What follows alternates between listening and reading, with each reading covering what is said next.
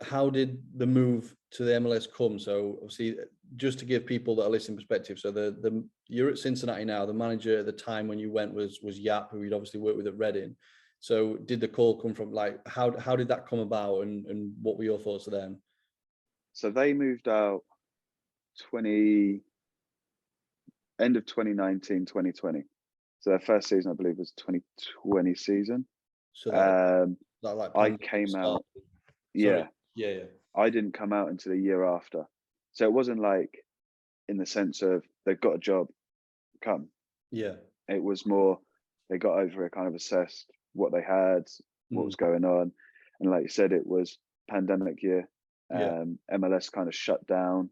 They did a MLS back tournament out here, Right. Yeah. which was kind of round robinish kind of tournament to kind of get soccer going back in the country. Once the kind of pandemic had calmed down a little bit, their current analyst had left, and that was kind of how it came about. There was a space there. There was no analysis department. Yeah. And they kind of just gave me a call and asked if it would be something I was interested in. So we kind of chatted for a while. Yeah. I had to convince my wife that it was a good idea to do. And to be fair, she was pretty supportive about it. And I think that kind of helped make the decision a bit easier to, do you know what, let's go have a go at it and see what life's like on the other side. No, definitely. It's very, very interesting and exciting. I mean, when you got that call, was that at a stage when you were thinking, I want to get back in at football now, or did it just come and think, actually, I do want to get in, or were you actively trying to get? I wasn't actively, but it was at a point where I was kind of thinking about it, about it's kind of the right time now. I've learned a lot in the business environment about Tableau, about using R, about Python, that kind of, and things like SQL.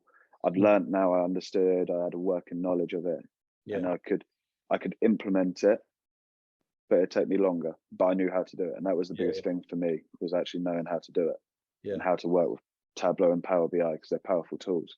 And I was at the point where it was okay. Now I can do it. I won't actively look, but if something comes up, I'm ready for it, kind of thing. I think if it had been another 3 months, I'd have probably been actively looking. I mean, it's very interesting that you went and you were able to get them skills from outside of football that you can then bring into football and make you a better analyst. Because there's a lot of transferable stuff, especially with the data stuff.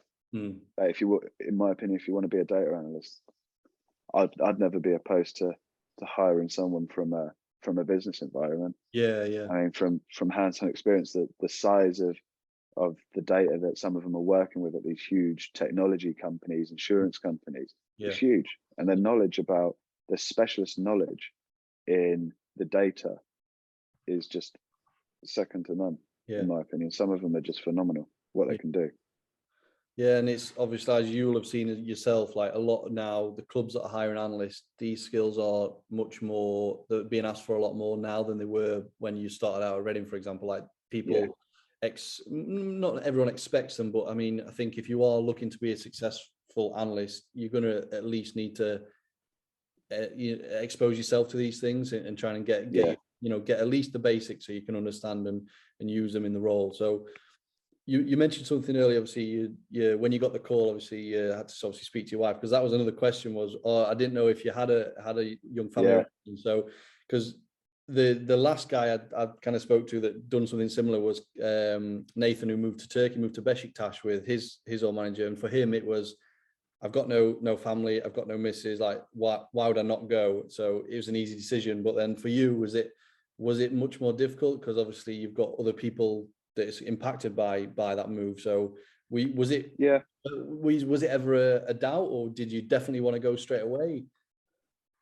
I wanted to go, but I understood the impact it was going to have on my wife. Like we're expecting, but we don't have a baby at the moment, and we don't have a child. So that was one less thing to worry about. It was more my wife, and credit to her, she's got a successful career going. She's a systems engineer, and she's doing really well at it. So to be able for her to kind of say, look, we'll go. And because part of the visa process out here means I've got a working visa.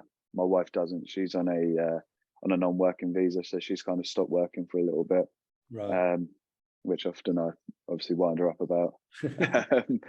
But at the end of the day, I had to really take into consideration her opinion as well, and she was supportive. She said, let's do it, let's go see what it's about. So right, yeah, it's not an easy decision when you've got people around you. No.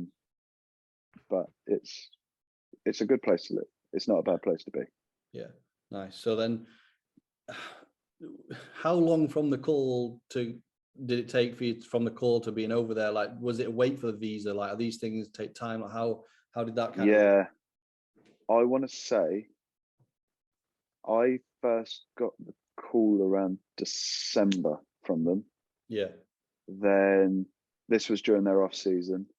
And then I think I was probably on the phone to kind of like the general manager, kind of going through all our contract negotiations and things like that. That obviously takes a little bit of time. And they can't actually get the visa process going until you signed a contract.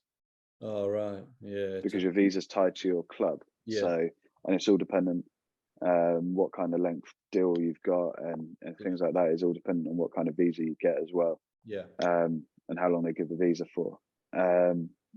So I reckon the visa process probably started about February, I'd say. And then I was out here 1st of June. So it was a little while. It took a bit of time, the visa process, but it was slowed because of COVID. Yeah. So we'd just come out of the pandemic. I think the US embassy was using 50% of the boost that they have for like their interviews and things like that for the visas. And there was a delay on mine as well. Didn't get my passport back. Sometimes they give it back to you in 3 days. Sometimes they give it to you in 3 weeks. Yeah. But there's nothing you can do. It's unfortunately one of the things that can happen in the visa process. And I think probably for any country, not just the US.